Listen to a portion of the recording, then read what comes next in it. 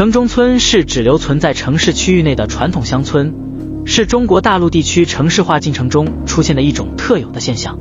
城中村一般都是随着城市化的进程，在城市中失去了耕地，但仍然实行村民自治和农村集体所有制的村庄。这些村庄一般都密密麻麻地建着6、7层高的农民房，走在城中村的小巷子里，不论白天黑夜，都显得暗无天日。楼与楼之间楼距非常近，光线严重不足，显得阴暗潮湿。城中村不仅房屋拥挤，很多房间还没有窗户，并且需要共用卫生间。由于人员混杂，生活条件十分有限，空气中常常弥漫着各种奇怪的气味，或是邻居家的饭香，或是汗味、香水味，或是脚臭味等等，这里也成为城中村的味道。但是让人感到奇怪的是，在这个阴暗潮湿的城中村里，竟然还有不少漂亮的小姐姐，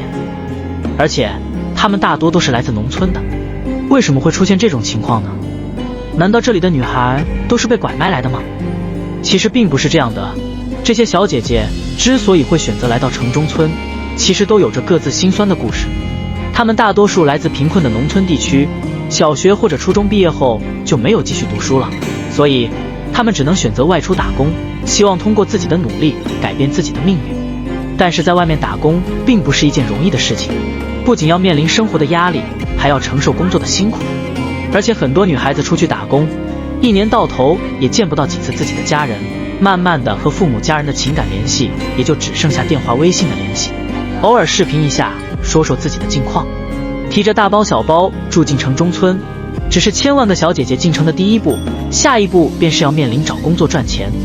一般来到城中村的小姐姐，其实来之前就已经确定好了具体的工作单位，或是亲朋好友介绍，或是同乡推荐，反正都是介绍好了工作才开启城中村的奇幻之旅。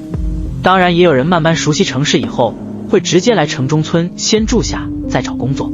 刚来城中村的小姐姐能干的工作基本都是去工厂做普工、餐厅服务业、商场售货员等，每天的工作就是上班下班，没有什么娱乐活动，所以生活过得非常单调。有的人在城中村待了一段时间之后，很多小姐姐在亲朋好友的影响下，觉得自己不能再做这样单调重复的工作，所以大多都会离职去找下一份工作。换工作当然是要涨薪的，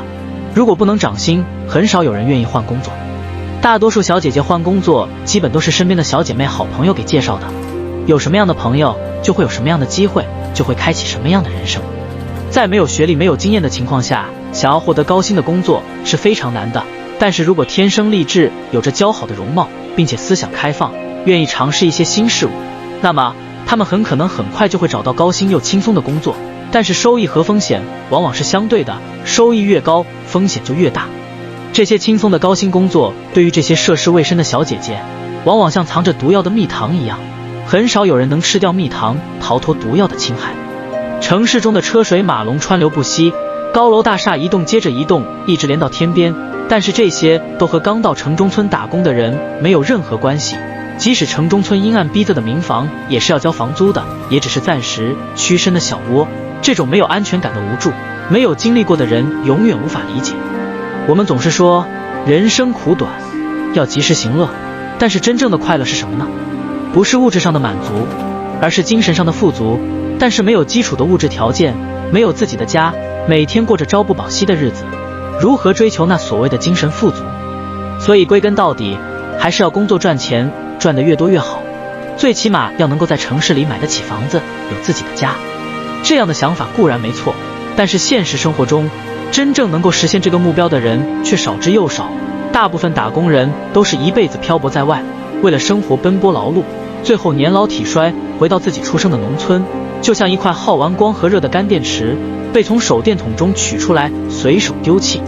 城中村虽然有千般不好，但是比起大多数人的农村老家，却也要好得多。大多数住在城中村的小姐姐，第一次见识城中村的美食，往往都会惊叹不已，因为这里的美食实在是太多了，各种各样的小吃应有尽有，不仅价格低廉，而且非常美味。刚从农村来的小姐姐吃惯了母亲做的饭菜，再吃这些小吃，那种幸福的感觉简直无法言说。而且每个地方都还有一些特色小吃，比如臭豆腐、烤面筋、小面、米线等等，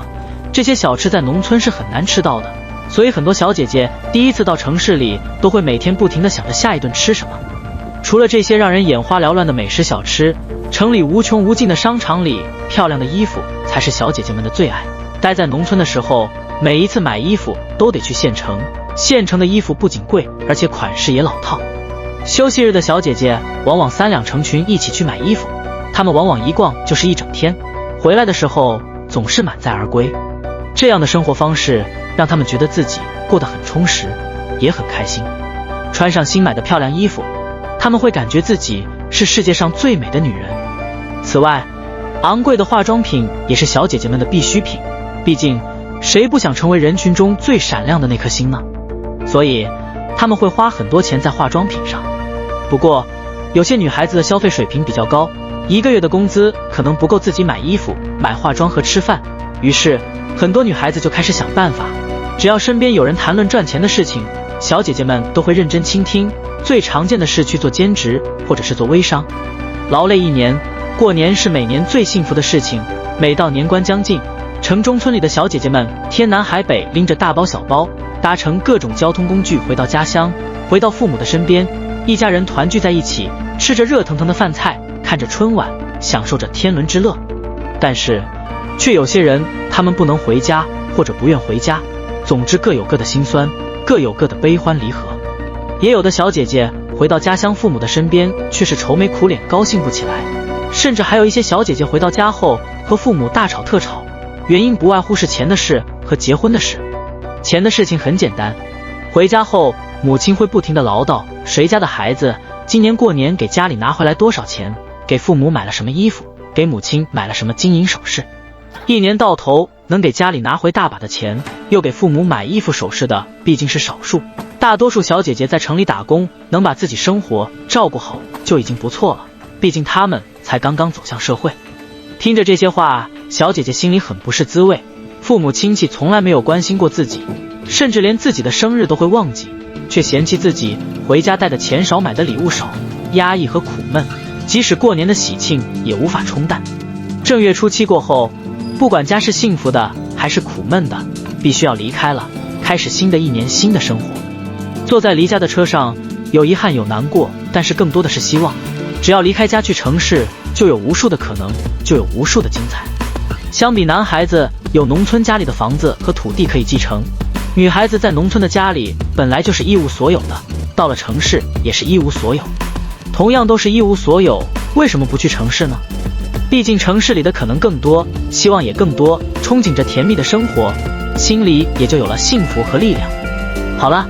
今天的分享就到这里。如果您觉得我的视频看了有用，或者您对我的视频感兴趣，请动动小手，按赞、订阅、保存、开启小铃铛，以防您想再看找不到。